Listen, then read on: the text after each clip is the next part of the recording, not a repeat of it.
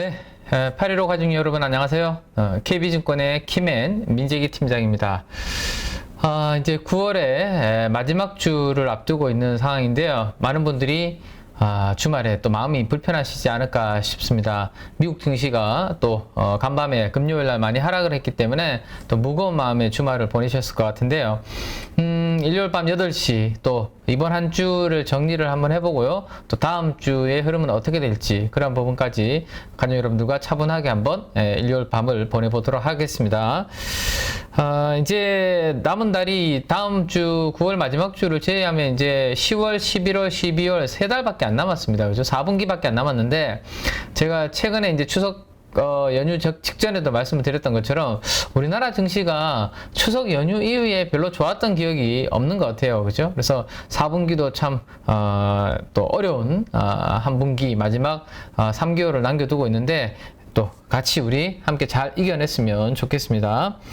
자, 먼저 한 주에 대한 정리를 간단하게 제가 코멘트를 좀 드리면, 네, 한 주의 시장 정리를 먼저 해드리면, 지난주에 코스피가 또, 우리 금요일도 또 하락을 하면서 2300포인트를 하회를 했고요.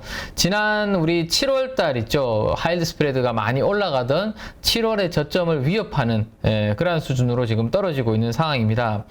이번 주에 FMC 회의가 있었고요. FMC 회의에서 파월 의장의 여전히 강한 긴축 기조를 재확인하면서 시장은 거기에 또 긴장을 하고 있는 그런 모습이다라고 한 주를 정리해 볼 수 있을 것 같습니다.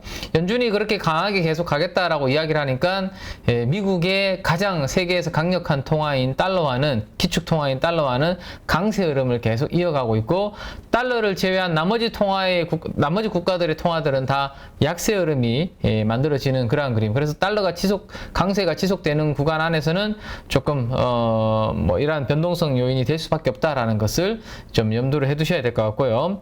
자, 강달러 구간 생각했던 것보다 우리나라가 원화가 많이 약해서 1300원 위에서 계속 머무르고 있었는데 그때도 외국인들은 우리나라 증시에 대해서 그렇게 많이 매도하지 않았습니다. 그죠? 근데 9월 들어와서 약간 외국인들의 매도가 이어지고 있는 모습이 나타나고 있는데 그 부분은 제가 잠시 후에 저 자료를 가지고 한번 보여드리도록 그렇게 하겠습니다. 자, 그래서 이제 최근에 그러면 이제 투자 주체별로 누구가 사고 있냐? 개인 투자자들만 지금 시장에서 사고 있는 그런 분위기거든요. 그래서 개인 투자자들만 이렇게 사고 있는 상황에서 시장이 올라갈 수 있을까? 그러면 쉽지 않을 것 같습니다. 지수는. 왜? 개인 투자자들도 한번 생각을 해보시죠. 지금 금리가 상당히 계속 올라가고 있습니다. 제가 이번 주에 모 은행으로부터 저도 당연히 이제 대출을 받고 있는데요.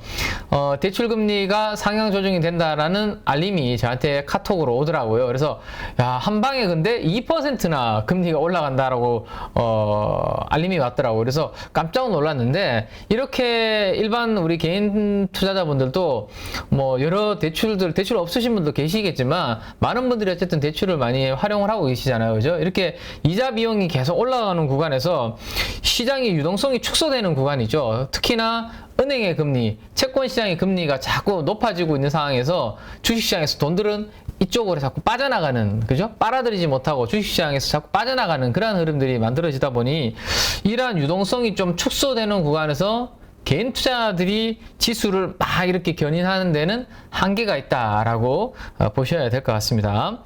자, 그 다음에 이제 이렇게 투자 심리가 악화되는 뭐 전반적으로 달러 강세의 유동성 축소 이런 부분들로 인해서 전반적으로 투자 심리가 이제 악화되는 구간에서는 외부 충격에 뭐 조금 흔들릴 수 있는 그런 펀더멘탈이 약한 기업들, 그 다음에 밸류에이션이 아주 비싼 기업들, 이러한 기업들은 낙폭이 상대적으로 커질 수밖에 없는 그런 부분도 있다라는 거 염두를 해 두셔야 됩니다. 제가 이따가 이제 엑셀 파일로 신용잔고 비율을 제가 다 가지고 왔거든요. 코스닥 전체 종목, 코스피 전체 종목 제가 신용잔고 상위 종목들, 신용잔고 비율이 높은 종목들을 제가 뽑아왔습니다.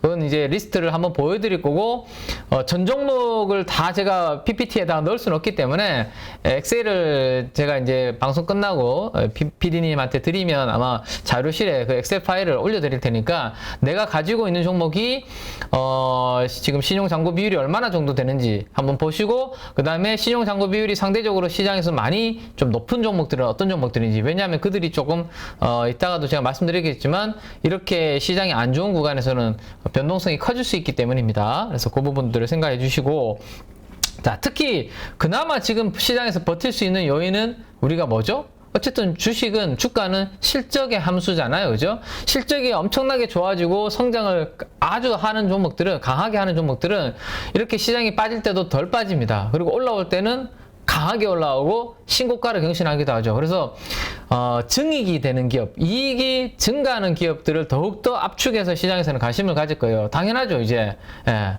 감익되는 기업은 철저하게 시장에서는 배제가 될 겁니다. 그래서 실적이 감소하거나 내년도에 성장이 안 나오는 기업들, 그 다음에 너무 밸류에이션이 비싼 기업들은 아마 시장에서 철저히 외면받는 그런 흐름이 될 수 있다라는 거 생각을 좀 해두시고요. 자, 그 다음에 이제 대형주들 중에서 여러분들 한번 생각을 해보시면, 제가 이번 주, 지난주 이 주간지 시장에서 보여드렸죠. 기관과 외국인 편에서 해야 되지, 우리가 개인 투자들과 같은 편에, 일반 개인 투자분들, 815 가족분들 외에 나머지 분들, 개인 투자분들의 편에 우리가 같이 서는 것보다는 기관과 외국인들 편에서야 그나마 좀 수익이 좀 나을 수 있다라는 말씀을 드리고, 개인 투자자분들이 연초에 많이 산 종목들을 제가 20종목을 쫙 정렬해서 수익률을 뽑아서 보여드렸었죠, 지난주에. 근데 아시는 것처럼 다 수익률이 엄청나게 하락을 많이 했습니다. 네. 그래서 그 종목들이 대부분 우리가 아는 대형주들이 많죠. 누구나 아는 종목들이, 그런 종목들이 많고, 이번 주에 신저가를 기록하는 종목들이 많았습니다. 그래서 LG 에너지 솔루션 정도 한 종목을 시가총액 상위에 있는 종목을 제외하면 대부분의 종목들이 최근에 안 좋은 흐름을 보여주고 있죠. 그래서 이 초대형주들은 이렇게 외국인들이 자금이 달러 강세로 빠져나가는 구간에서는 상대적으로 강세 흐름을, 강한 반등을 보이기는 좀 어렵다라는 것까지도 한번 염두를 좀, 이제 9월 말이니까요, 4분기를 생각하실 때 그림을 좀 그려두실 필요가 있을 것 같고, 시장의 에너지의 좀 중심은 여전히 그래도 2차전지 쪽으로 좀 집중이 되고 있는 것 같고요. 그 다음에 뭐 실적이 그 다음 이제 조금 기대할 수 있는 그런 쪽으로 시장의 관심이 이제 집중이 될 거니까, 그 부분은 잠시 후에 또 이어서 말씀을 드리도록 그렇게 하겠습니다. 자, 이 정도로 한번 한 주에 대한 대략적인 요약을 한번 해봤고, 지금부터 그러면 지표를 가지고 몇 가지 말씀을 드리도록 그렇게 하겠습니다. 자, 먼저 제가 조금 전에 이자 비용 말씀을 드렸죠. 저도 이제 대출을 쓰고 있는데 이번 주에 2%나 제가 내는 그 금리가, 이제 대출 금리가 상향 조정된다라는 알림을 받았다라고 말씀드렸잖아요. 그러면 어떻게 해야 될까요? 제가 오늘 이제 일요일 밤에 방송 끝나고 제 공주들이, 아빠, 이제 가을이 오는데 여름이 가기 전에 우리 설땡이라는 우리 빙수, 유명한 빙수 업체 있잖아요. 그죠? 그래서 우리 빙수 하나 시켜 먹어요 라고 했을 때, 예전처럼 제가 금리가 이렇게 높지 않았으면, 그래? 그러면 우리 빙수 하나 시켜 먹을까? 거기다가 우리 레몬, 멜론, 멜론도 추가하고요. 그 다음에 뭐 애플 망고도 추가하고, 뭐 이렇게 추가해서 우리 토핑도 많이 넣어서 그러면, 하나, 4명이니까 하나로 안 되니까 2개는 시켜 먹자, 뭐 이렇게 될 수도 있는데, 이번 주에 금리가 2%나 올라가네? 야, 이거 그러면 내가 지금 함부로 이렇게 소비하면 좀 어려운데? 그러면 이제 2개 시킬 것도 하나 시키고, 과일 토핑도 2개 올릴 거를 하나만 해서 그냥 시키고, 뭐 이렇게 될 겁니다. 그죠? 그래서 자, 부동산 이야기를 간단하게만 좀 드려보면, 주택담보금리가, 지금 주택담보대출금리가 지금 8% 전망이다. 그래서 빚을 못 갚는 집이 늘어난다. 뭐 이런 기사가 있어서 제가 하나 가져가 봤는데, 우리나라에서 부동산을 한번 생각해 보시면, 우리나라 가구에서 가장 많은 자산의 비중을 차지하는 게 부동산 아닙니까? 미국이라든지 선진국 대비해서 우리나라가 부동산이 차지하는 비중이 좀 크죠. 다른 나라 대비해서는. 그래서 부동산이 오르면 소고기 사 먹겠지, 이렇게 됩니다. 그러니까 웰스 이펙트라고 많이 이야기를 하시잖아요. 웰스 이펙트. 네.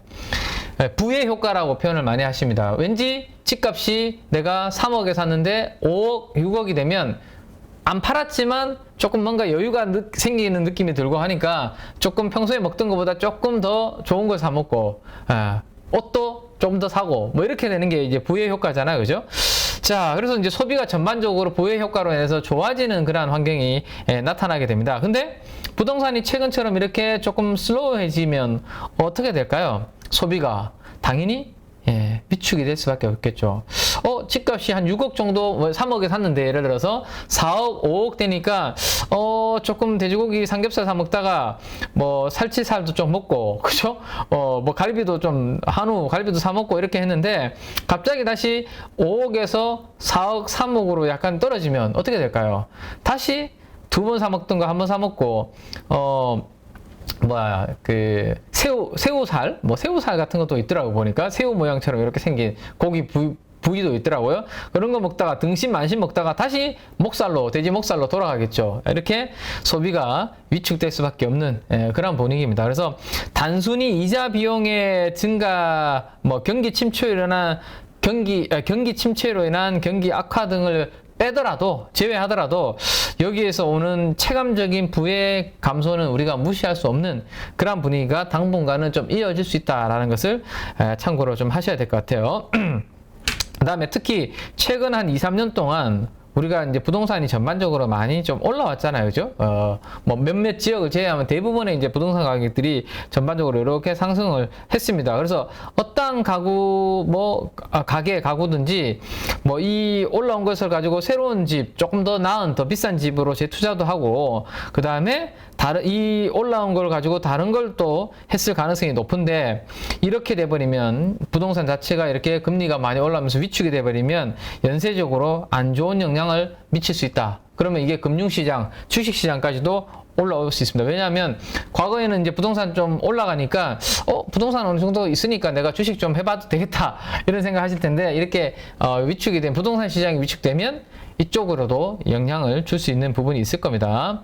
그 다음에 이제 과거에 이제 시차를 두고 부동산과 주식시장이 꺾이는 그러한 그림들도 한 번씩 나왔죠. 네, 그래서 부동산이 꺾이면 주식시장도 같이 시차를 두고 좀 꺾이는 그런 부분도 있었다라는 부분을 감안을 하면 이 금리가 올라가는 구간에서 주식시장만 안 좋은 게 아니라 부동산 시장도 위축을 받고 있는데, 그게 결국엔 주식시장까지 영향을 좀 준다라는 것까지 기사 하나 가지고 우리가 가볍게 한번 이 최근에 올라가고 있는 금리에 대해서 한번 생각을 해보고 다음 이야기로 한번 넘어가 보도록 하겠습니다. 자, 네.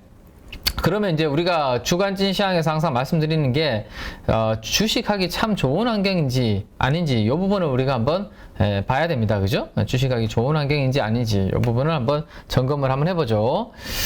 체감적으로 느끼시겠지만 별로 주식하기 조금 불편한 느낌 많이 받으셨을 겁니다.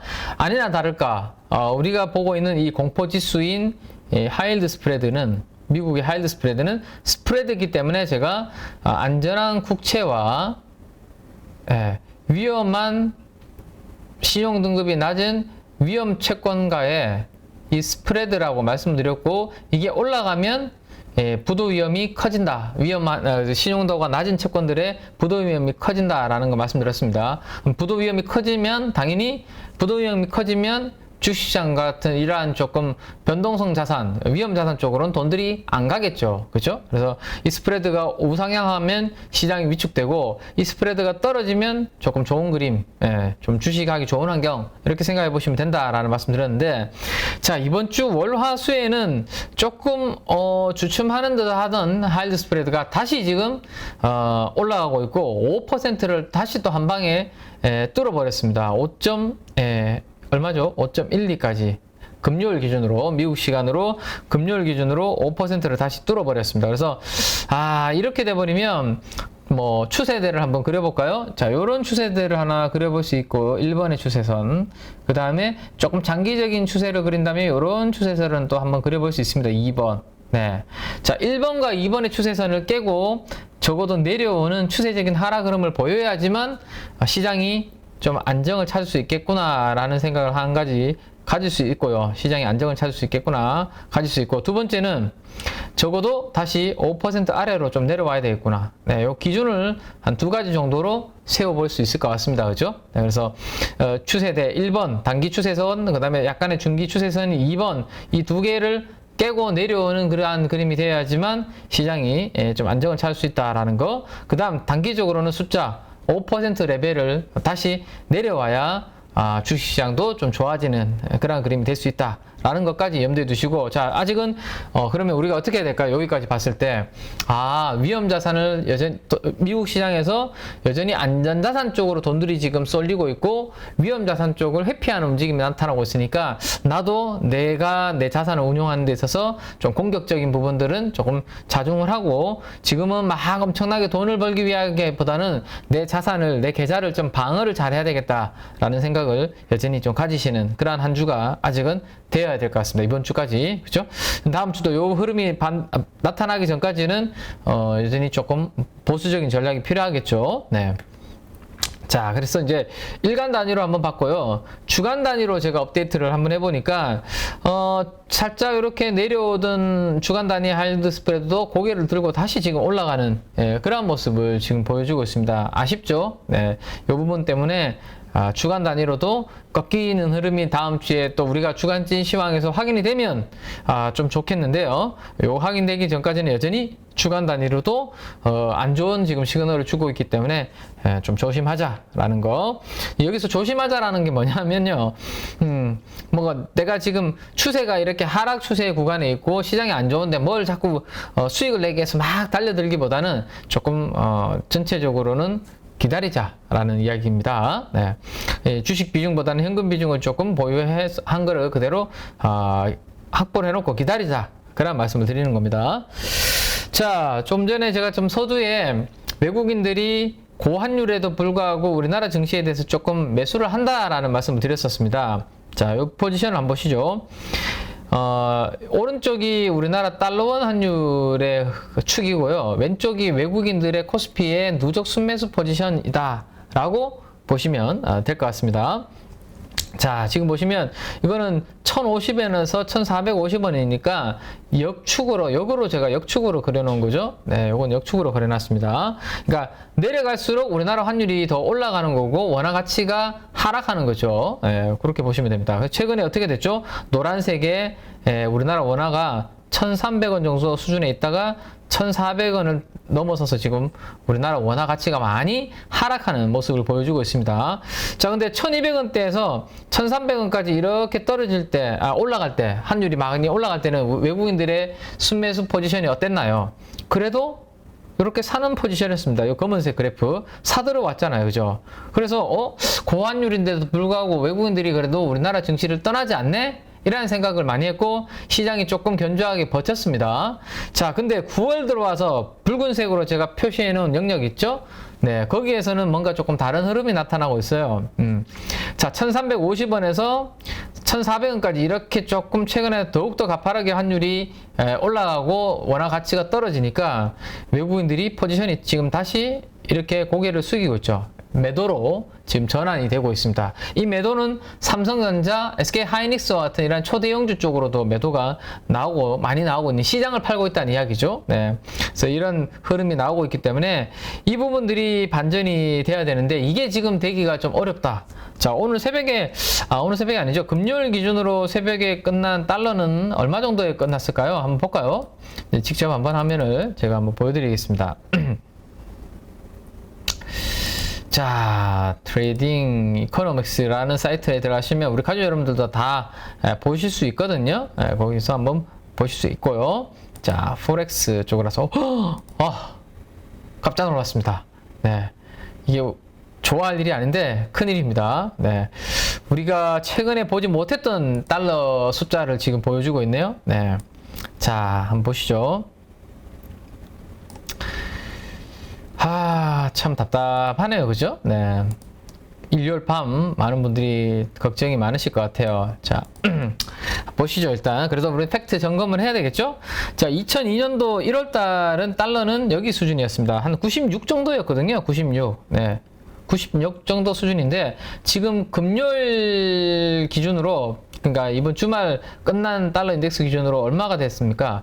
113, 111 우리가 주중에 이번에 110, 111 정도를 이번에 이제 개장 전 방송에서 많이 이야기를 드렸는데 113까지 뚫어버렸습니다. 와, 그럼 이게 얼마가 오른 거예요? 지금 이게 달러가 113, 96이니까 달러가 연초 이후에 이게 지금 17% 맞나요, 이게? 예, 17% 정도 달러가 강세, 18% 정도, 네, 강세를 보였네요. 와, 96에서 113까지 이렇게 올랐으니까, 네, 그러니까 거의 20% 가깝게 달러가 이렇게 올랐다라고 보셔야 될 것 같아요. 자, 우리나라 원화는 어떻게 됐을까요? 한번 우리나라 원화가 여기에 있을 것 같은데요. 한번 볼까요? 우리나라 원화. 네. 자, 우리나라 원화는 연초에 보니까 1190원 정도 수준이네. 1190원. 자, 1190원. 연초에 1190원. 그 다음에 지금 얼마죠? 1410원 정도 되죠? 네. 그죠? 네. 비슷한 수준으로 지금 우리나라도 이렇게 움직이고 있네요. 그죠? 그래서 달러가 이렇게 강한 만큼 우리나라 원화도 지금 같이 동반해서 약해지고 있다. 라고 보시면 됩니다. 달러는 강해지는 거고 우리나라 원화는 1달러에 1190원을 연초에는 바꿀 수 있었는데, 자, 해외여행을 가려고 하셨던 분들은 달러로 환전해서 나가셔야 되잖아요. 근데 내가 연초에 내가 해외여행을 가려면 1달러를 바꾸는데 1190원을 주면 되는데 지금은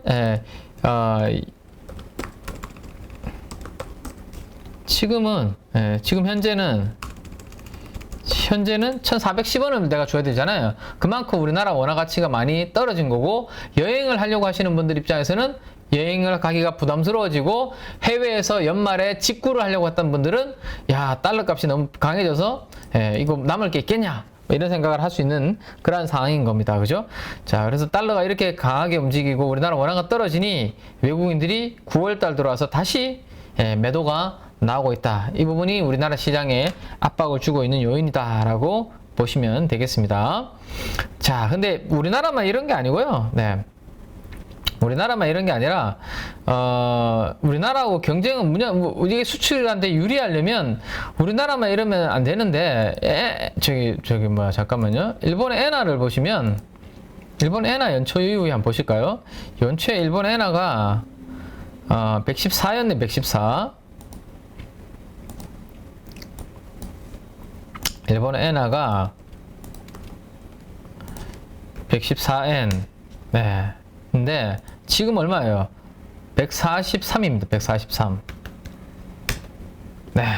엔화가 더 약해졌습니다. 그죠? 엔화가 훨씬 더 평가가 절하가 된 거죠. 그래서 글로벌리 우리나라와 자동차 같은 뭐 여러 품목에서 경쟁을 하고 있는 엔화의 가치도 이렇게 떨어지다 보니까 수출도 참 경쟁력을 가지기가 쉽지 않은, 일본의 제품이 더 싸지게 되는 거잖아요. 이렇게 돼버리면. 그죠? 그래서 수출도 참 어려운 그런 부분이 이어지고 있다. 그래서 교과서에서 보면 우리나라 원달러 환율이 이렇게 올라갈 때는 수출 관련주들이 수혜를 볼 수 있다라는 게 교과서적인 내용이지만, 실질적으로는 우리나라 주가 지수가 좋을 때는 이렇게 환율이 올라갈 때가 아니라 떨어질 때, 즉 우리나라 원화 가치가 강해질 때 외국인들의 순매수가 들어오면서 주가 지수가 좋았던 그런 경험이 많기 때문에 지금은 그러한 구간이 아니다 라는 거 염두를 해두시고요. 자, 그림을 이제 그래서 그려봤죠. 어제까지, 이제 금요일까지입니다. 이번 주 금요일까지 우리나라 코스피와 원달러 환율과의 관계를 비교해서 그려보니, 이 1,400원대를 넘어섰던 경우가 없잖아요, 지금. 네. 1,400원을 넘어섰던 이런 때가 없어요, 지금. 여기 금융위기, 미국의 서프라임발 금융위기, 그 다음에 98년도 IMF 외환위기. 예, 요 두 번을 제외하면 1,400원 환율을 넘어선 적이 없다라고 보시면 됩니다. 그러면 이때만큼 뭔가에 엄청난 시장의 위기가 있냐? 우리가 모르던 그러한 뭐 이때는 외환위기가 있었고 이때는 뭐 서브프라임과 금융위기가 있었는데 그런 것보다는 지금은 경기 침체에 대한 그죠? 금리가 계속 물가를 잡기 위해서 금리를 올리고 있는데 물가는 잘 안 잡히고 오히려 이게 경기를 침체시킬 수 있는 이러한 우려감들을 그다음에 자금들이 조금 이탈하는 그러한 부분들이 코스피를 자극하고 있지 뭐 과거와 같은 그런 외환위기까지는 분위기는 아니다. 라는 거. 올라가는 이 가파른 기울기를 보라고 말씀드렸잖아요. 그죠? 이때는 이렇게 수직으로 치솟았잖아요. 근데 지금 보시면 이렇게 완만하게 이렇게 올라가고 있습니다. 물론 조금 기울기는 좀 가파르긴 하지만 그때 외환위기가 있었던 두 번의 시기와는 다르죠. 그래서 그런 부분은 아닌데 그래도 지금 환율 수준도 시장에서는 좀 데미지 있게 작용을 하고 있다라고 보시면 되겠습니다. 자, 볼린저 밴드 상단부를 타고 이렇게 올라오고 있는 환율이고 이게 떨어지기 전까지는 참 쉽지 않은 그런 시장이 당분간은 이어진다라는 것까지 생각을 좀 하시면 될 것 같습니다. 자, 그러면 이렇게 시장이 안 좋은 이러한 환경들이 우리나라 시장의 수급에는 어떤 영향을 주는지 조금 더 디테일하게 한번 들어가 보면 자, 제가 신용장고 이야기를 여러분들한테 좀 드리고 있잖아요. 그 드리는 이유가 뭘까요? 최근에 담보 비율이 부족한 계좌들이 꽤 이제 이번 주 후반 들어서 나오기 시작하고 있습니다. 담보 비율이 부족한 담보 유지 비율이 필요하잖아요. 그죠? 내가 내 돈으로 투자하는 게 아니라 증권사에 신용을 담보로 주식을 담보로 이렇게 빌리든지 하면 일정 부분의 주가가 떨어지지 않아야 되는 비율이 있습니다. 그죠? 근데 그 비율을 깨고 내려가는 그런 계좌들이 속속 지금 늘어나고 있다. 현장에서 지금. 그러면 어떻게 되냐 하면 자, 과거에 한번 케이스를 한번 보시면 좋겠는데요. 이때 제가 말씀드렸던 구간이 항상 최근에 비교해 드렸던 게 가까운 시절이 이때였죠. 6월부터 7월 초 약 한 달 동안에 코스닥이 마이너스 한 17% 정도 빠졌던 구간, 요때. 그때 담보 부족 계좌가 서서히 늘어나기 시작하더니만 순식간에 이게 거의 한 2조 정도가 순식간에 털리는 그런 모습이 나타납니다. 그리고 바닥에서 손바뀜이 되고 난 다음에 시장이 바닥 찍고 이렇게 턴하는 그런 그림이 나타났었거든요. 그래서 이번에도 지금 최근에 보시면 오른쪽을 보시면 신용장고 금액이 조금씩 줄어들고 있죠. 원래는 9조 원을 넘어섰는데 여기가 9조 원 수준이거든요. 네. 자, 주 초반에 9조 원을 넘던 이 신용장고 금액이 코스닥입니다. 8조 9천억, 8조 8천억 정도까지 지금 떨어지고 있는 거 보이시죠? 네, 떨어지고 있습니다. 근데 아직도 여전히 지난 7월 초에 바닥을 찍었던 수준보다는 한 8천억 정도가 더 높게 쌓여 있는 그런 상황이다.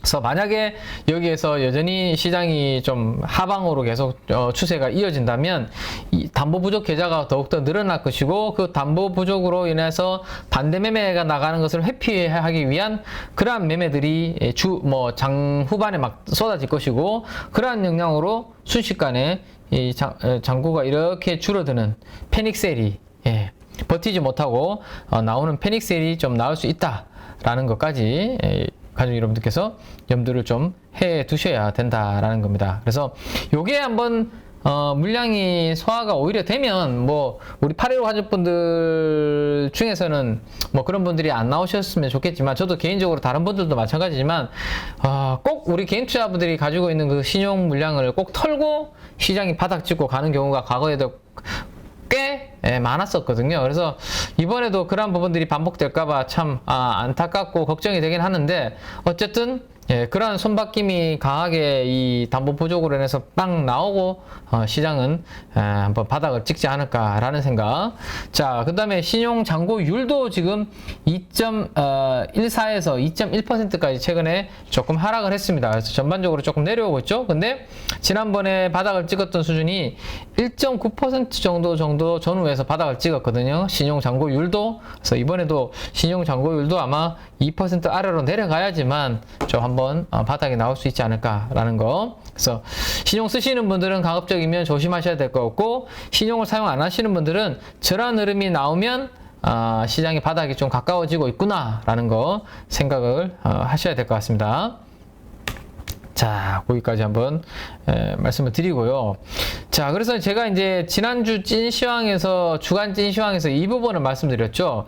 우리나라 코스닥을 연초부터 해서 이렇게 까만색으로 그려보고 피치포크 추세선이라는 보조지표를 적용해 보면 이 추세대 안에 놓여 있기 때문에 일단은 1차적으로는 여기 빨간색 중간인 1차적인 지지선은 여기에서 한번 기대를 해보자 라는 말씀드렸고, 2차적인 지지선은 여기 노란색으로 선을 그어놓은 지난번 저점 712포인트 정도에서 720 여기 전후가 되잖아요. 그죠? 여기가 이번 하락 구간에서의 약간 1차, 2차 단기적인 지지 라인 정도 한번 생각해보자 라고 말씀드렸는데, 이번 주 금요일 날 안타깝게도 종가 기준으로 여기를 깨버렸습니다. 목요일은 여기 터치 살짝 했다가 아래 꼬리를 달면서 당겼는데 금요일에는 버티지 못하고 일단은 1차 지지 라인은 깨버렸거든요. 자, 만약에 1차 지지 라인이랑 720이 깨진다. 그러면 아래쪽에 이 열려있는 이 하방, 이거를 안타깝게도 여기까지 또 내려갈 가능성, 신용담보 부족 나오면서 한번 푹 갔다가 올라오요. 여기처럼 이렇게 지난 6월달, 그 다음에 연초에 이런 그림 안 왔으면 좋겠는데요. 올 가능성 정도는 그래도 이 구도상, 이 추세대 흐름상 염두는 좀 해두셔야 되지 않을까. 그래서 이번에 지난번 전저점인 720에서 710 정도 사이에서 저점은 좀 찍어줬으면 좋겠는데요. 그 부분을 다음 주에 가족 여러분들과 잘 한번 체크를 해봐야 되겠습니다. 자, 목요일까지는 딱 괜찮았습니다. 그죠? 이런 그림이 나오면서 아랫꼬리를 달면서 736인가 737에서 딱 바닥 찍고 이렇게 올라와서 그래도 여기서 좀 지켜주려고 하는 에너지가 있구나, 그런 기대감이 있었는데 안타깝게도 금요일날 이게 무너져 버렸습니다. 자, 반면에 제가 이제 8월 29일날 우리 8.15 가족 여러분들한테 소개해드렸던 코덱스 200 선물 인버스 2x 2배로 움직이는 겁니다. 그러니까 인버스니까 시장이 1% 하락을 하면, 시장이 1% 하락하면 이 인버스 ETF는 2% 수익이 나는 거죠. 반대로 움직이는 건데 2배로 움직이는 거니까요. 이게 만약에 인버스인데 이 2배가 아니면 시장이 1% 빠질 때 이 ETF는 플러스 1% 정도만 나겠죠. 그래서 제가 주식 비중을 지금 내가 손해보고 팔기도 싫고 지금 당장 뭘 줄여야 될지도 모르겠다. 그러면 현금 비중이 조금 있다면 해지 차원에서 가지고 있는 주식 비중을 어느 정도 빠지는 부분이 만약에 평가 손실 나는 게 싫어서 해지하는 차원에서 일정 부분 요거를 가지고 있으면 그래도 방어는 될 수 있다. 근데 이게 가지고 엄청나게 수익을 내려고 하는 그런 목적은 아니다라는 말씀을 제가 여기 어디서 8월 29일이니까요. 드렸던 것 같아요. 자, 그리고 지금 신고가를 이번 주 목요일 날 코덱스 200 선물 인버스 ETF가 갱신을 했습니다. 신고가를 갔는데, 자, 제가 이제 주중에 저는 이제 KB증권에서 프라임 클럽이라는 이제 여기 구독 경제 투자 정보 서비스를 이제 저희 KB증권 가족분들한테, 프라임 가족분들한테 제공을 해드리고 있거든요. 카카오 알림톡으로 제가 장중에 이제 메시지를 보내드리고 있는데, 그 보내드린 메시지를 그대로 제가 캡처해서 가지고 온 내용입니다. 그래서 한번 참고해 보시죠. 자, FOMC 회의 이후에 달러 인덱스가 다시 110을 상회하면서 우리나라 달러 원환율이 1,400원을 돌파하고 있네요. 거기다가 나스닥 선물 지수의 방향도 마이너스 1% 이상 지금 하락 중이기 때문에 코덱스 200 선물 인버스 이 2배짜리의 이 포지션을 가지고 계신 분들 입장에서는 빨리 풀 필요는 없을 것 같습니다. 라는 게 제가 이번 주 중에 우리 저희 KB증권의 프라임 클럽 가족분들한테 보내드렸던 코멘트거든요. 그래서 우리 8.15 가족분들께서도 제가 만약에 인버스를 조금 해지하기 위해서 관심을 한번 가져보실 분들은 보시라고 말씀드렸을 때 가지고 계시다면 지금은 굳이 급하게 이거를 풀 이유가 아직은 보이지 않는 그러한 상황입니다. 이걸 풀려면 몇 가지 시장의 흐름이 나타나야 되겠죠. 그죠? 그 중에서 가장 핵심 중에 하나가 원달러 환율, 달러 원 환율이 지금 이슈니까 이게 드라마틱하게 이렇게 꺾여주면, 이거 꺾여준다라는 것은 달러 인덱스가 올라가던 게 내려온다는 이야기가 되겠죠. 그죠? 요런 그림이 아주 강하게 나타나면, 기존에 내가 시장을 안 좋게 보고 해지하기 위해서 인버스를 가지고 있었는데 이거 좀 풀어야 되겠네? 포지션 가지고 있던 것을 이제 청산을 좀 해야 되겠네, 이런 생각을 하실 수 있고요. 몇 가지 기준들을 세워놓고 여러분들이 하나하나의 기준을 참고하셔야 됩니다. 그 중에서 가장 쉽게 볼 수 있는 것 중에 하나가 바로 이 환율이라고 볼 수 있을 것 같아요. 네. 그래서 일단 지금은 추세가 깨지고 있고 여전히 환도 안 좋은 그런 방향성, 하이드 스프레드도 5%를 넘어서도 올라가고 있는 구간이니까 이 인버스 포지션을 구축하고 계신 분들이 빨리 풀 필요는 없는 그런 구간이다라는 거 보시면 될 것 같습니다. 자, 참고를 하시고요. 자, 어떤 구간입니까? 지난주에 제가 주간진 시황에서도 요거 가지고 말씀드렸죠.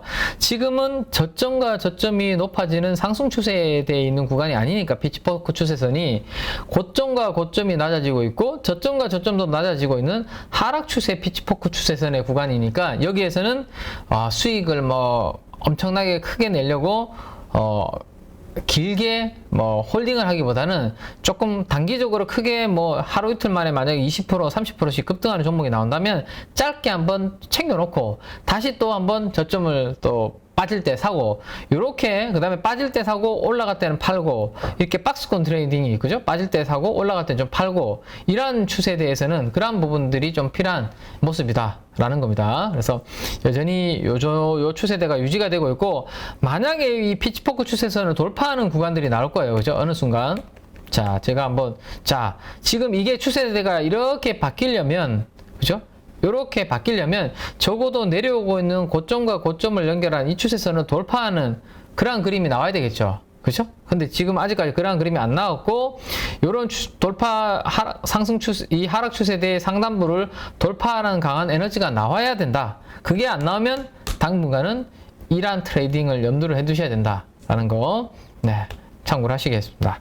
자, 이렇게 여러 가지 이유들로 인해서 또 담보 부족 계좌들도 늘어나고 있으니까 당분간은 요 이슈들이 계속 이번 주에, 특히 다음 주죠. 다음 주에 아마도 요 이슈들이 좀 불거질 가능성이 높을 것 같아서 한번 정리를 한번 하시는 거 좋을 것 같습니다. 알고는 계셔야 될 것 같아요. 자, 반대 매매가 어떤 시간대에 주로 이렇게 나오는지 한번 참고해서 보시면 될 것 같습니다. 그죠? 당연히 아침에 8시 반, 뭐 8시 한 30분인가요? 정도까지 전후로 그 전날에 담보 부족을 메우지 못한 분들의 물량들이 시가의 일부 반대 매매가 좀 나오겠죠. 그 다음에 우리 CFD 쪽 이야기 많이 나옵니다. CFD. 네, CFD 쪽도 반대 매매 청산 나오는 시간대가 한 10시 정도 전후 있는데, 요거는 제가 하나 밑을 하나 보여드릴까요? 제가 자료가 여기 있나? 네, 요거 한번 참고서 한번 보여드리면 요거 한번 보실까요? 네, 증권사별로 CFD 반대 매매 시간표도 좀 약간 다르다라고 이렇게 이제 좀 인터넷상에 있는 게 있길래 제가 한번 가지고 와봤는데요. 자, 아까 10시 정도가 이제 CFD 계좌, CFD가 뭐죠? 좀 전문 투자자들이 하이 레버리지, 하이 리스크, 하이 리턴을 위해서 레버리지를 한 10배 정도 쓸 수 있는 계좌라고 말씀드렸습니다. 자, 이게 중간은 보시면 한 여기가 중간이 NH 중심으로 한 10시 정도가 될 것 같아요. 그죠? 그래서 한국투자증권, 뭐 키움증권, 하나증권 이런 쪽은 대부분 다 10시 전후로 이렇게 집중되어 있는 거 보이시죠? 그래서 CFD의 반대 매매는 이 정도가 중심이 된다라는 거 참고로 하시면 될 것 같습니다. 자, 그 다음에 우리 스탁론 또 사용하시는 분들도 계시죠. 보통 오후 2시 이후에 지수가 쭉 밀릴 때는 이 스탁론으로 인해서 반대 매매가 나오는 그런 부분들이 있습니다. 네, 그 부분 한번 생각을 해보시고요.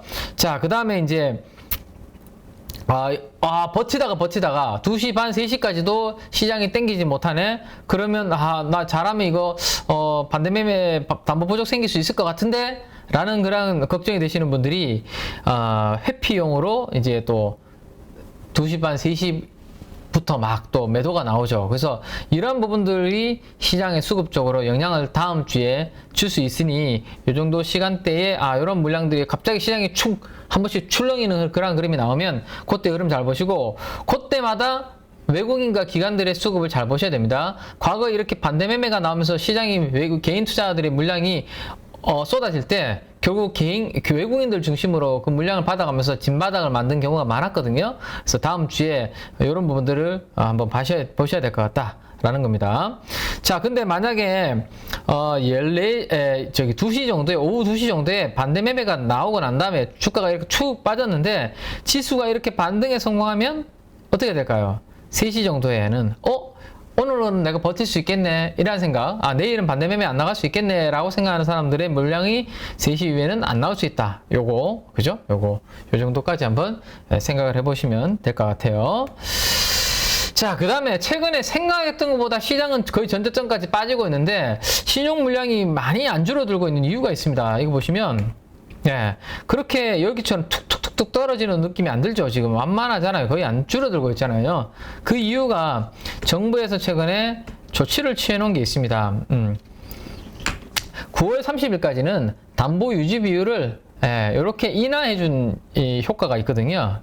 담보 비율을 이렇게 인하해 놓은 효과가 있습니다. 이게 7월 달이죠. 주가가 우리 6월 달에 코스닥이 17%나 지수 기준으로 빠졌으니까 정부에서 7월 1일자로 조치를 내린 게 증시의 변동성 완화 조치라고 해서 국내 주요 증권사별 반대 매매에 대해서 약간 담보 비율 유지 비율을 조금 완화해 줘라. 언제까지? 9월 30일까지. 이게 다음 주, 이번 주죠. 다음 주까지는 이게 유지가 된다. 근데 이게 지나면 담보 유지 비율이 다시 타이트하게 적용이 될 수도 있습니다. 자, 어쨌든 그래서 원래 같으면 나갔어야 되는데 담보 부족으로 인해서 반대 매매가 나갔어야 되는데 담보 유지 비율을 조금 완화시켜 주다 보니까 아직까지 안 나가고 버티게 만들 수 있는 그런 연명을 만들어 준다는 거죠. 지금 생명 연장을 지금 해주고 있는 거예요. 연명 조치가 발생을 하고 있다. 그러다 보니까 생각보다 아직 주가가 최근에 하락한 것에 비해서는 유지가 되고 있다라고 보시면 됩니다. 예를 들어서 저희 KB증권의 케이스를 가지고 한번 말씀드려 볼까요? 과거에는 140%로 유지해야 되는데 9월 말까지는 130%까지 이렇게 인하해 준 겁니다. 근데 이게 증시가 만약에 크게 더 출렁이면 9월 30일에서 더욱더 연장해 주는 그러한 조치가 또 나올 수도 있겠죠. 근데 아직까지는 제가 확인하지는 못했는데 이런 부분들이 연장된다면 또 이게 연명 조치가 이어지겠죠. 근데 이게 과연 좋은 걸까요? 그건 한번 고민을 해볼 필요는 있을 것 같습니다. 그죠? 이게 과연 좋을 건가요? 저는 이렇게 생각을 해보는데요. 이러한 연명 조치가 나가야 되는 물량이고 오히려 저런 것들이 한번 나오면서 손바뀜이 되어야 시장이 좀 강하게 다시 바닥을 찍고 손바뀜으로 인해서 올라올 수 있는데 저게 안 되고 계속 생명이 연장이 되면 될수록 나중에 오히려 시장에는 조금 강한 또 상처로 도구로 돌아올 수 있습니다. 제 생각에는. 그래서 차라리 나가야 될 물량이라면 안타깝지만 어쩔 수 없습니다. 이거는 그냥 전체 시장 측면에서 말씀드리는 겁니다. 우리 방송을 보시거나 많은 분들이 그런 피해를 안 입었으면 좋겠지만 과거에 이러한 케이스들이 워낙 많이 만들어 왔기 때문에 나가야 될 물량이면 차라리 정리가 좀 빨리 되면 시장 입장에서는 더 나을 수도 있습니다. 더 가볍게 반등을 줄 때 좀 더 가볍게 올라올 수 있거든요. 그래서 결국에는 자꾸 이렇게 늦추게 되면 정부에서 이런 완화 조치를 취하면서 늦추게 되면 담보 비율 부족하면서 또 매도 나왔다가 또 담보 비율 부족해서 또 매도 나오고 계속 악순환이 반복이 될 수 있습니다. 기간이 길게 이어질 수 있고 그러니까 이렇게 돼버릴 수 있다는 거죠. 원래는 이렇게 됐다가 이렇게 올라올 수 있는 거를 그래서 시장에 오히려 부정적인 부분이 있는데 글쎄요. 지난주에 제가 금요일날 시장을 지켜보니까 선물 쪽에 코스닥 시장에서도 매도가 좀 나오는 부분들이 있더라고요. 그래서 아무래도 반대 매매가 다음 주에는 좀 많이 생기지 않을까라는 생각을 하는 투자자들이 내 계좌를 어느 정도 해지하기 위한 그런 포지션도 좀 있는 것 같습니다. 그래서 신용 비율이 높은 종목들은 여러분들께서 조금 다음 주에는 진짜 안 가지고 있다면 당분간은 조심 안 들어가는 게 좋을 것 같고 내가 가지고 있는 종목 중에 신용 비율이 좀 높은 종목이 있다 그러면 조심하실 필요가 있는 그런 한 주가 다음 주는 될 것 같아요. 그래서 제가 전 종목을 신용 비율을 신용 잔고율 를 한번 계산을 한 거를 데이터를 한번 만들어 봤습니다. 왼쪽의 시트는 코스피고요. 오른쪽의 시트는 코스닥입니다. 그래서 조금 큰 종목들 몇 가지만 이렇게 한번 캡처해서 보여드리면 코스피부터 먼저 보여드릴까요? 코스피. 네. 코스피부터 신용 잔고율이 한 7% 이상 되는 종목들은 이런 종목들이 있습니다. 네. 보시면 자, 조금 개별 종목들이 많죠? 보시면 10% 이상 제일 많은 종목이 한신기계와 대성홀딩스 이런 종목들이 신용잔고 비율이 높네요. 그 다음에 주가가 최근에 꾸준하게 오르고 있는 삼천리가 삼천리 가스 관련 종목이잖아요. 근데 주가가 꾸준하게 올라가던데요? 제가 보니까 네, 이거 보세요. 자, 올라가니까 급등을 했군요. 금요일에는 신용잔고가 비율이 많이 증가하고 있는 그런 상황입니다. 자, 그 다음에 우진은 대표적인 원전 관련주죠. 원전 계측기 관련된 원전 관련주인데 요즘 원전 관련주들은 좀 전반적으로 좀 쉬어가는 그런 그림입니다. 네. 지금 주가가 14,000원 정도 수준에서 만원까지 이렇게 가파르게 지금 떨어졌는데 신용잔고 비율이 좀 높다. 그 다음에 해인 뭐 이런 종목들 쭉 있습니다. 그래서 한번 참고해 보시면 좋겠고요. 자, 그 다음 코스닥 쪽에는 어떤 종목들이 또 이 코스피보다는 또 코스닥의 변동성이 또 크니까 코스닥 종목들도 잠깐 한번 보여드리도록 할게요. 네, 신용잔고율이 좀 높은 종목들, 상위 종목들만 한번 보여드리면, 와, 코스닥 종목들이 어쨌든 잔고 비율 절대적인 레벨 자체가 높네요. 이거는 뭐 9% 넘는 종목들이 이렇게 많네요.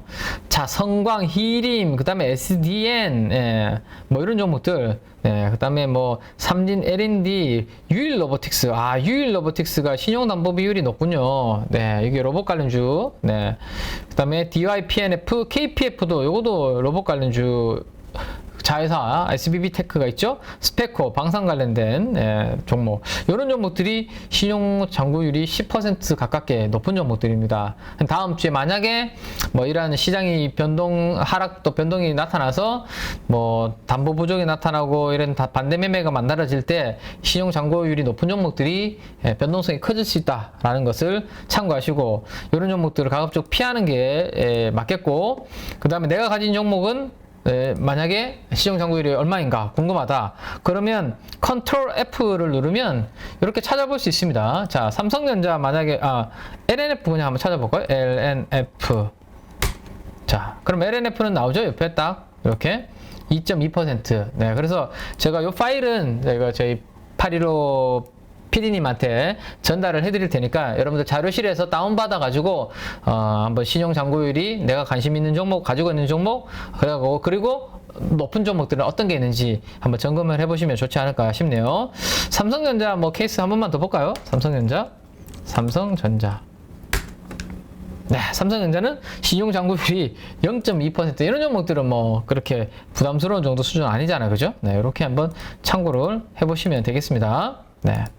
자, 다음 주에는 그래서 이런 부분들을 조금 조심하자라는 거 말씀 좀 드리겠습니다.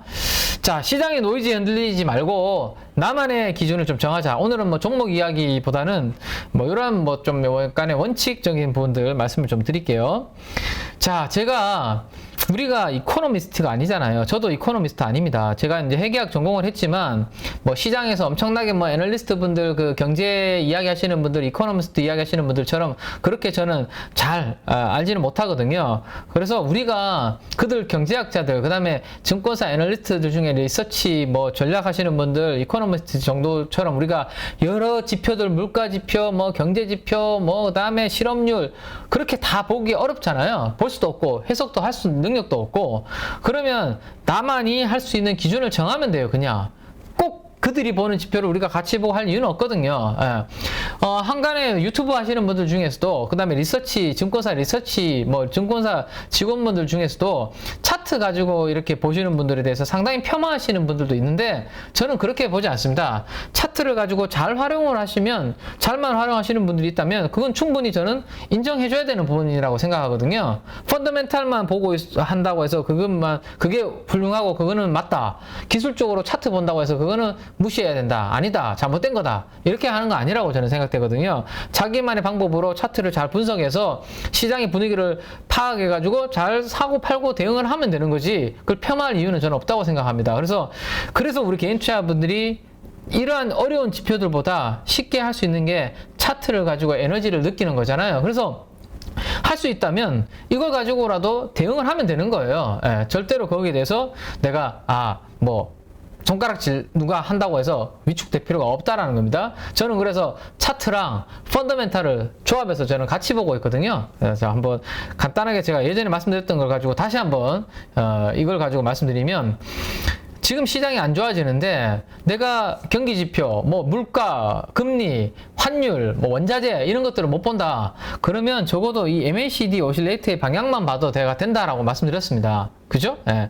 이 MACD 오실레이트는 시장의 에너지가 아주 좋은, 에너지가 활발한 구간인지 아니면 매우 어두운 구간으로 들어가는지를 좀 중기적으로 보여주는 보조지표다라는 말씀을 드렸습니다. 그렇죠? 예. 이익을 극대화할 때도 좋은 방법이고, 그 다음에 내가 손실을 조금 줄일 수 있는 쪽으로도 활용이 된다라는 거 다시 한번 복습을 해드릴게요.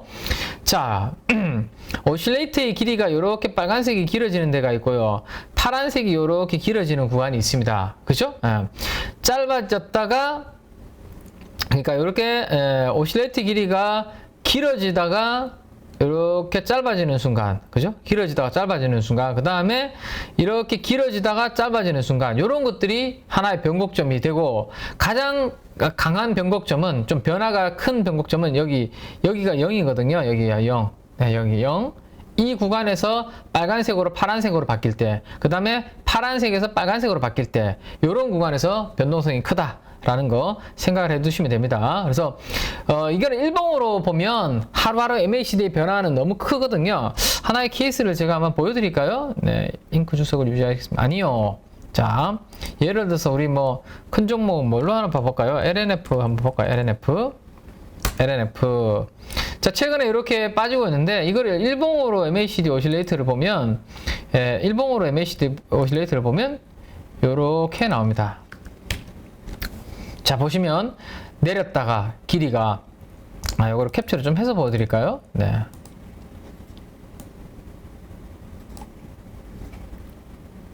추세적인 흐름을 보기가, 일봉을 가지고 보기는 좀 쉽지 않다라는 말씀을 좀 드리는 겁니다. 네.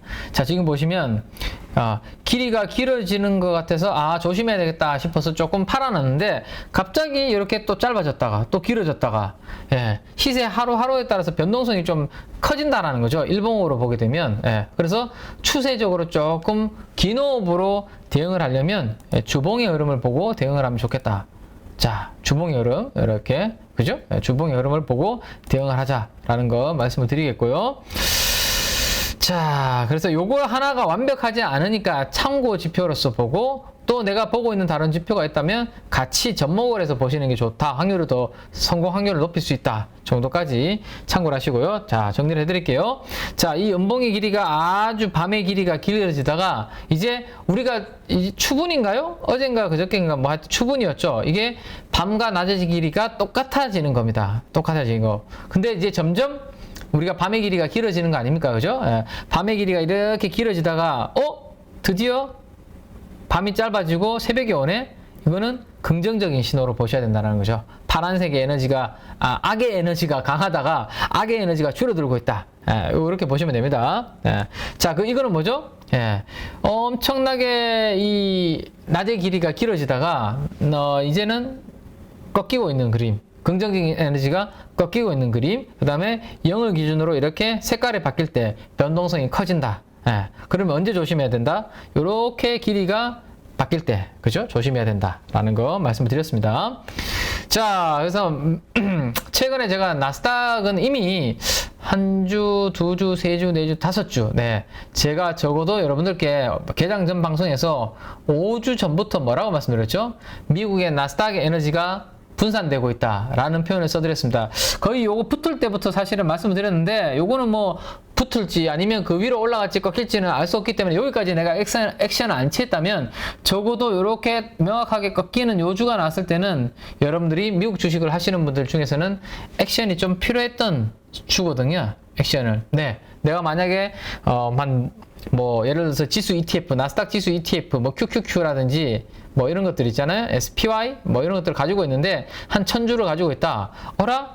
중기적으로 에너지가 이제 분산이 되고 꺾이네? 그러면 내가 한 300주라도 팔아놓을까? 아니면 절반은 좀 줄여놓고 나중에 에너지가 이렇게 돌아설 때 다시, 이렇게 내려오다가 언젠가 돌아설 거 아니에요. 그때 내가 사볼까? 이런 고민을 해야 되는 자리가 저때였고, 제가 계속 말씀을 드렸었고, 요즘은, 제가 일주일에 한 번 정도만 보여드리고 있는데, 자, 나스닥은 에너지가 좋아집니까? 계속 안 좋아지고 있죠. 이게 좋아져야 우리가 뭔가 공격적으로 주식 비중도 좀 올리고 해보는데 그 환경이 아니기 때문에 지금 쉽지 않은 그런 그림으로 보셔야 됩니다. 그래서 지금 이런 구간에 있다라는 거. 이제 거의 파란색으로 바뀌기 직전까지 이번 주에 만들어졌네요. 그래서 다음 주에 나스닥이 드라마틱한 반전을 보여주지 못하면 아마 이 음의 기운이, 악의 기운이 만들어지는 그런 흐름이 될 수 있다라는 거 생각하시고, 자, 그러면 우리나라 코스피와 코스닥은 어떨까요? 코스피 한번 보시죠. 코스피도 1, 2, 3, 4주째 지금, 주봉 MACD 오실레이트가 꺾이는 그림입니다. 자, 내가 환율을 안 보고, 경기도 안 보고, 물가도 안 보고, 실업률도 안 보고, 뭐 안 봐. 안 봐도 돼. 이것만 보고 여러분들이 조금 참고를 해도, 조금 내가 줄였다가 늘렸다가, 줄였다가 늘렸다. 그죠? 자, 요렇게 7월 초부터 해서는 좋아지는 에너지에서는 적극적으로 좀 하다가, 이렇게 꺾일 때는 조금 현금 비중 늘렸다가, 이렇게 하시면 된다는 거죠. 근데 내가, 뭐 그런 경기 지표 뭐 어렵고 모르겠다 해서 그냥 포지션을 그대로 주식 풀로 가지고 계시면 힘들다라는 겁니다. 적어도 그런 것들을 분석하기 어렵다면 요 정도의 이 차트의 지표를 가지고라도 시장의 에너지의 강약을 조금 파악을 하셔서 내 계좌를 유연하게 좀 시장의 흐름에 따라 대응하시는 게 좋다. 자, 코스닥은 변동성은 더 왜 커졌을까요? 양봉에서 한방의 음봉으로 지금 바뀌어버리는 한 주간이었잖아요, 이번 주가. 그러다 보니까 코스닥의 변동성이 매우 컸다.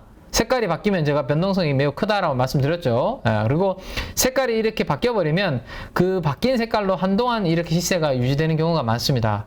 당분간 참 쉽지 않을 것 같긴 한데, 모르죠. 또 엄청난 또 뭐 호재가 나올지 아니면 손바뀜이 빨리 나와서 의외로 빨리 돌아설지 모르겠지만, 어쨌든 당분간은 에너지가 그렇게 좋아지는 구간이 아니다라는 걸 기술적으로도 이렇게 볼 수 있습니다.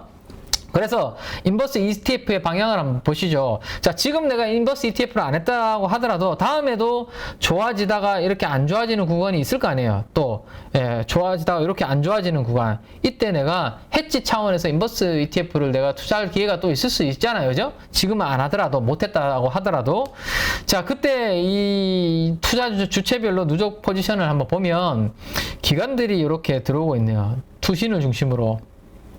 외국인들도 이번 주 금요일 날 많이 샀고, 인버스 이 선물 2X에 대해서 누가 팔고 있죠? 개인들만 이렇게 팔고 있습니다. 금융 투자 사고 있고, 뭐 이런 것들. 그래서 인버스 ETF의 방향성은 누구와 반대로 해야 될까요? 개인 투자들과 반대로 움직이시면 됩니다. 그죠? 개인 투자들 반대로. 자, 그럼 이거는 하락할 때 수익을 내는 ETF니까 반대를 볼까요? 자, 상승할 때 수익이 나는 ETF는 레버리지 ETF입니다. 누구만 사고 있나요, 지금? 개인 투자가들이 지금 이렇게 사고 있거든요. 그러니까 이들과 반대로 가야 되는 거죠, 지금은. 그죠? 나중에 시장이 좋아질 때는 반대로 개인들이 이렇게 팔 거예요, 레버리지 ETF를. 그때는 또 오히려 개인들과 반대편에 서야 되겠죠. 그 정도 여러분들께서 한번 참고해 보시면 됩니다. 그래서 제가 지난주 주간진 시황에서 말씀드렸던 거, 개인 편에 서야 되나 기관 외국인 편에 서야 되나, 이 부분 잘 기억을 좀 해두시면 좋을 것 같습니다. 이 정도 한번 보시고요. 자, 여기까지 자료를 한번 보여드리고 제가 한 2분 정도만 종목 이야기 간단하게 좀 해드리도록 하겠습니다. 일봉으로 가서, 자, 시장이 안 좋지만 시장 에너지가 조금 그래도 시장 대비해서 또 그나마 조금 나쁘지 않은 종목들이 있으니 이거는 이 정도는 좀 알고는 있자 차원에서 제가 말씀드립니다. 자, 일단 삼성생명 한번 볼까요? 삼성생명. 자, 삼성생명 한번 보죠. 자, 요거 일봉이잖아요. 일봉인데 200일선은 지금 위로 뚫었다 내렸다 간당간당하긴 한데, 주봉의 에너지를 한번 보시면 자, 우리 코스피와 코스닥과는 다른 에너지를 보여주고 있죠, 지금? 빨간색이 점점 길어지는 에너지를 보여주고 있습니다. 만약에 내가 시장이 전체적으로 안 좋을 때 뭔가 트레이딩 할 만한 종목을 찾고 싶다. 그러면 음봉의 길이가 이렇게 짧아지거나 양봉의 길이가 이렇게 길어지거나 이런 케이스를 지금 찾아야 되겠죠. 아니면 음봉에서 양봉으로 지금 딱 바뀌거나, 그죠? 이런 종목들이 그나마 지금 시장에서 선택지가 될 수 있다라는 겁니다. 그래서 삼성생명은 최근에 이제 많이 하락을 했던 이유가 장기금리가 좀 떨어지면서 이 하락을 좀 했는데, 자, 지금 보시면, 아이고, 네, 이렇게 지금 보시면 한 88,000원대부터 해서 장기적으로 쭉 빠져서 56,000원 저점 찍고 지금 6만원 중간까지 와 있는데, 장기금리 하락, 성장성 뭐 이런 부분들 때문에 주가가 장기적으로 지금 소외되어 있는 그런 상황입니다. 근데 주가는 역사적인 밸류에이션 하단부 정도 수준까지 지금 와 있다라고 보시면 될 것 같아요. 금리가 지금 전반적으로 국채금리가 지금 올라오고 있죠. 그런 부분들로 인해서 어느 정도 다운 하락 사이클은 제한적이다라는 거 보시면 될 것 같고, 032830이니까 누적 순매수 포지션 제가 한번 보여드릴게요. 032830 잠깐만요.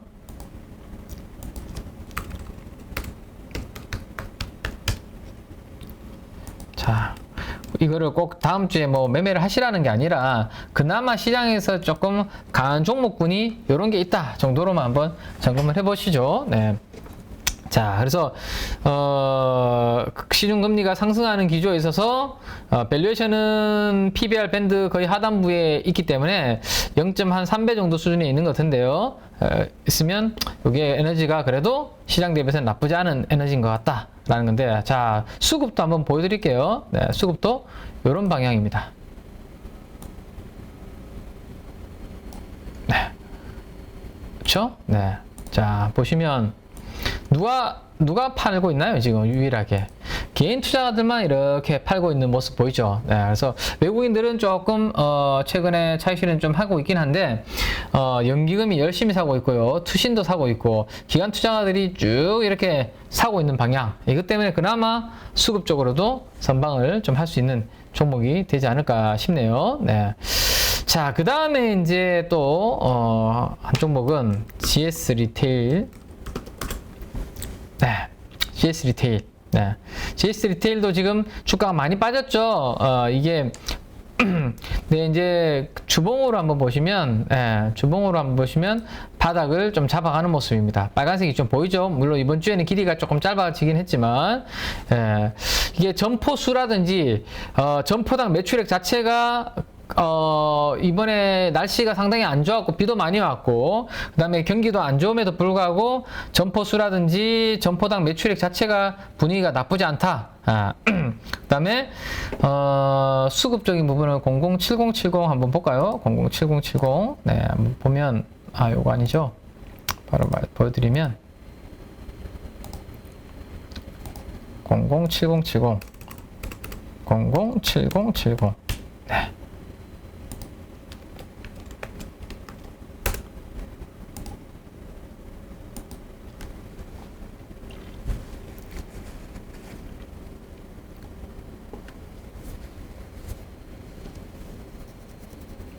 데이터가 돌아가는데 시간이 조금 걸리네요. 원래는 바로 돌아가야 되는데 이 컴퓨터도 지금 시장이 안 좋으니까 버벅거리는 것 같습니다. 네, 자, 네, 다 돌아왔네요. 한번 수급은 어떻게 됐나 한번 볼까요? 누적 포지션. 이 종목도 기관 외국인 수급은 나쁘지 않고요. GS 리테일도. 네, 자, GS 리테일도 보시면 상대적으로, 네, 조금 견조한 그런 그림을 보여주고 있습니다.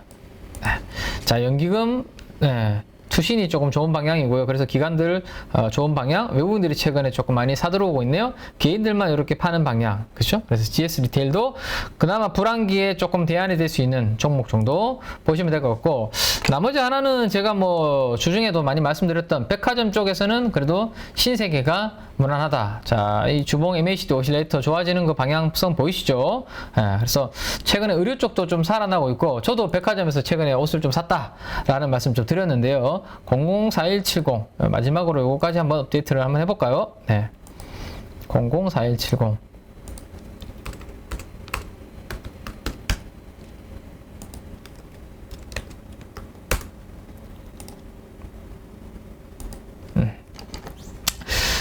최근에 이제 실적에 대한 추정치, 애널리스트들이 신세계를 커버하고 있는 애널리스트들의 실적 추정치가 상향 조정이 되고 있고, 면세점 오픈에 따라서 면세점이 이제 다시 활기를 좀 찾을 수 있겠다라는 그러한 기대감이 좀 반영이 되고 있다라고 보시면 되고, 리오프닝 분위기 때문에 의류 쪽도 지금 숫자가 좀 올라오고, 찬바람이 불면 이제 두꺼운 옷들이 팔리기 시작하면 두꺼운 옷들이 단가가 더 좋고 수익성도 좋습니다. 네, 그런 부분도 있습니다.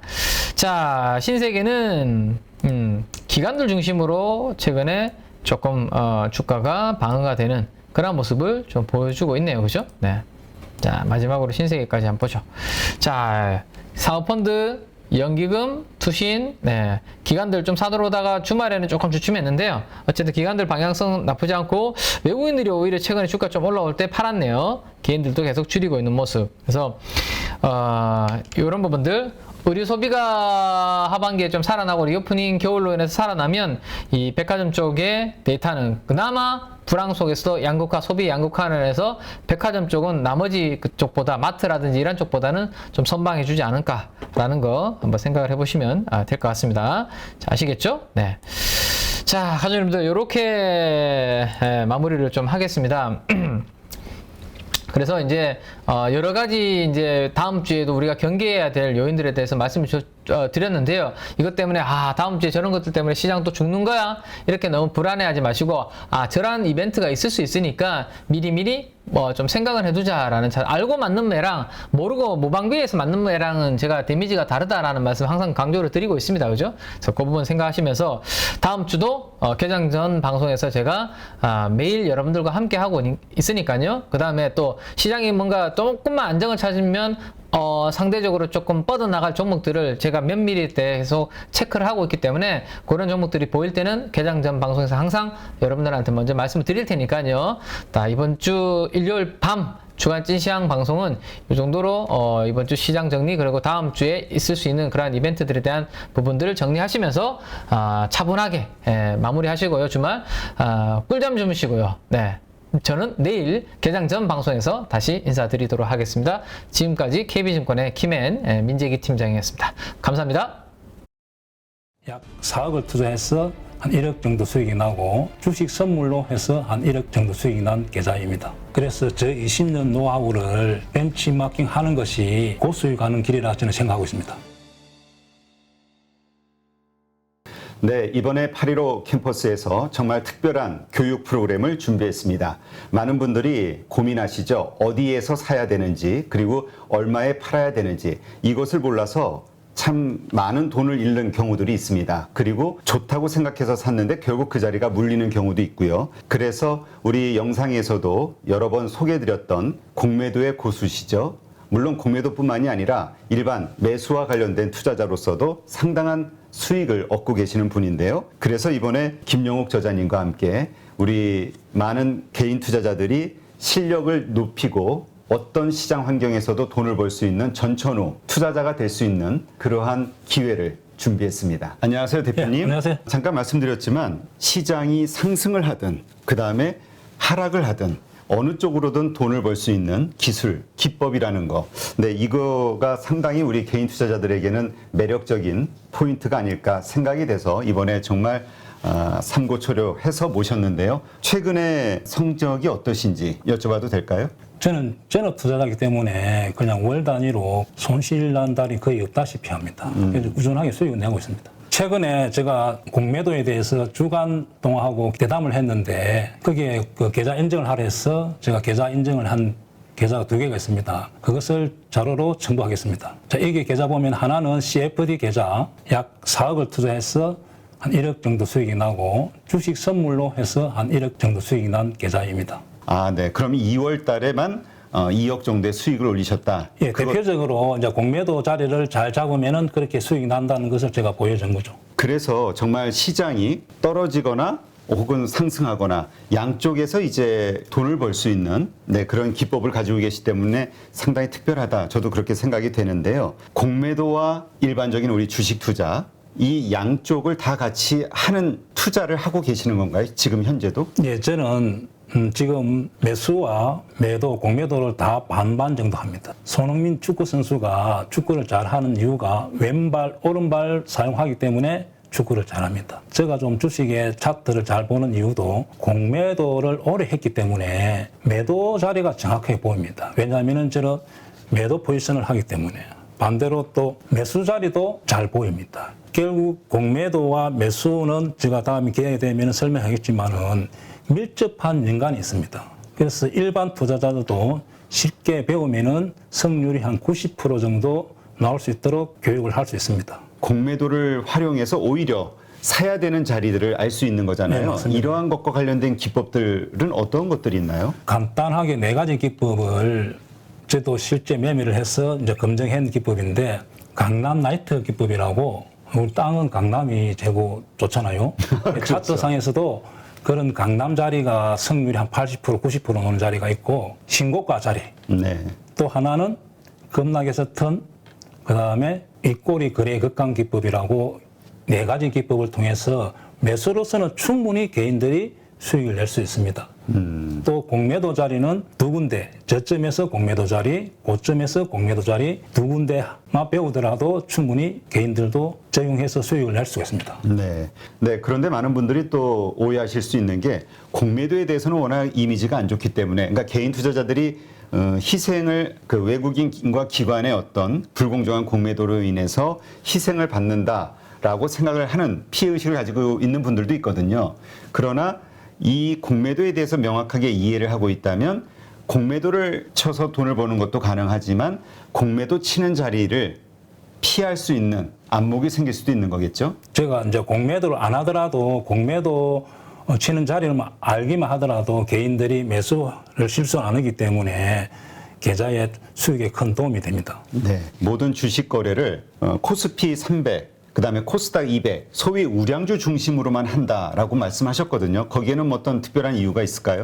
예, 제가 이제 20년 동안 전후 투자하면서 개별 종목, 이제 테마주와 잡주들을 매매하다 보니까 럭비공처럼 어떻게 튈지를 예측을 할 수가 없습니다. 그래서 운에 맡기는 매매를 많이 했다는 거죠. 네. 그래서 우리가 개인 투자자들이 그런 매매를 많이 해서 어떤 경우는 수익 났다가 손실 났다가 그 결과를 알 수가 없기 때문에 손실이 많이 납니다. 따라서 우량주 위주로 하다 보면은 예측이 가능합니다. 네. 이 차트상에서 상승 차트가 보이고 하락 차트가 보인다는 거죠.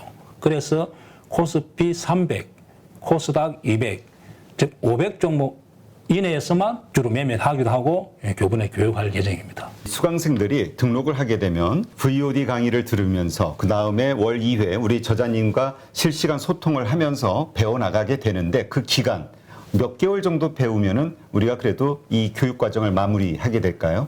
저랑 단기 교육을 받고 저 매매하는 거와 여러분들 매매했던 교육생들 같이 피드백을 받아야만 실력이 좋아지고 결과가 좋게 나온다 봅니다. 그래서 한 12개월 정도 교육을 마치면은 회원들의 한 90% 정도가 수익을 날 수 있도록 그런 교육생을 제가 만들고 싶습니다. 이 영상을 통해서 우리 8.15 캠퍼스에서 진행하는 김용옥 저자님의 투자 기법을 배우려고 관심을 가지신 분들, 이런 분들에게 마지막으로 한 말씀 하신다면 어떤 말씀이 있을까요? 자, 주식을 어렵게 배우려고 하지 마시고 고수의 기법을 벤처마킹하는 것이 시간과 경제적으로 전략이 됩니다. 그래서 저 20년 노하우를 벤치마킹하는 것이 고수익 가는 길이라 저는 생각하고 있습니다.